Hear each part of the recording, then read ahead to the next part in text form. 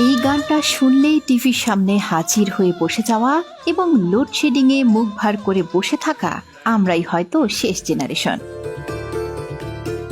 সাদা কালো বলে একটা টিভি ছিল, তা হয়তো আগামী প্রজন্ম জানবেই না কখনো। মারা গেছেন আয়ুব বাচ্চু, মাইকেল জ্যাকসনও অনেকদিন হলো পৃথিবীতে নেই। আর কোনো নতুন ফানি ভিডিও বানাবেন না মিস্টার বেন। নতুন প্রজন্ম হয়তো জানবেই না কথা না শুনেও প্রাণ খুলে হাসা যায়। শুক্রবার মানেই বাংলা সিনেমা দেখার কথা মনে পড়লে এখন হাস্যকর লাগতেই পারে অনেকের কাছে। একটিমাত্র টিভি, আর সেই টিভি দেখতে ঘর ভর্তি মানুষ।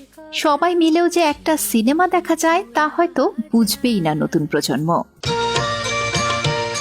হয়তো মিনা মিঠুও বড় হয়ে গেছে এতদিনে। দারুণ দারুণ গল্পে তাদের প্রতিবাদী কণ্ঠ এখন আর দেখা যায় না টিভির পর্দায়। সিসিমপুরের কথা কজনই বা জানে এই প্রজন্মের।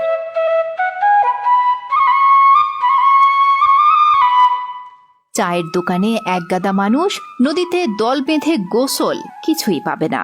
ভাই বোন এখন যে যার মতো থাকে। আনন্দ কিংবা মারামারি কোনোটাই এখন আর আগের মতো হয় না। মায়ের চুলার পাশে বসে পিঠা খাওয়া এখন আর হয় না।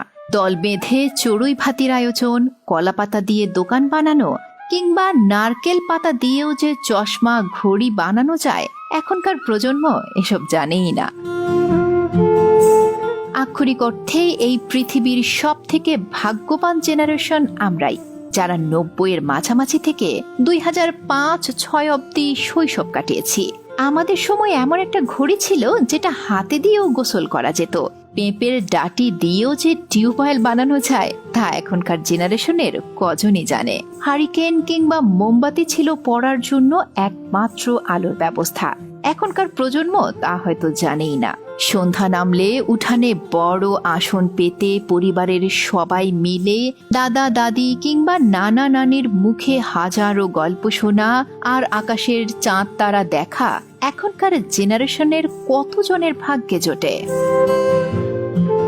সালমান শাহ আর কখনো বাংলা সিনেমায় আসবেন না। রাজ্জাক, রাজীব, হুমায়ুন ফরিদি সহ সবার অভিনয় কি অসাধারণ ছিল। টেলিসামা দিলদাররা তো অনেক আগেই চলে গেছেন। আমরাই হয়তো শেষ জেনারেশন যারা মাঠে খেলতে বল কেনার জন্য সবাই মিলে টাকা জমাতাম। একটা ব্যাট কিনতে আমাদের অনেক কষ্ট হতো। নিজের বলে কোনো মোবাইল ছিল না। তথ্য আদান প্রদানের একমাত্র মাধ্যম ছিল চিঠি। আমরাই একটা নড়বড়ে দলকে চোখের সামনে মাথা উঁচু করে দাঁড়াতে দেখেছি। সাকিব আল হাসান, তামিম ইকবাল, রুবেল, মাশরাফিকে দেখেছি দেশের জন্য কাঁদতে, ভাঙা হাতে লড়াই করতে। জেমস, আয়ুব বাচ্চু, শিরোনামহীন মাইলসের সবচেয়ে ভালো গানের সাক্ষী আমরাই। আসিফের ও প্রিয়া গান, জেমসের রাতের তারা, বাবা কতদিন দেখিনি তোমায় কিংবা আয়ুব বাচ্চুর আমি কষ্ট পেতে ভালোবাসি, দুর্দান্ত সব জনপ্রিয় গানের সাক্ষী এই আমরাই।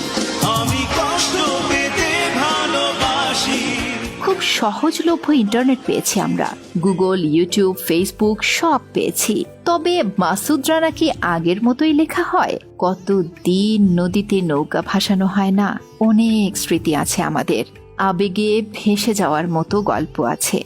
বাবাকে জমের মতো ভয় পাওয়া শেষ জেনারেশনও হয়তো আমরাই।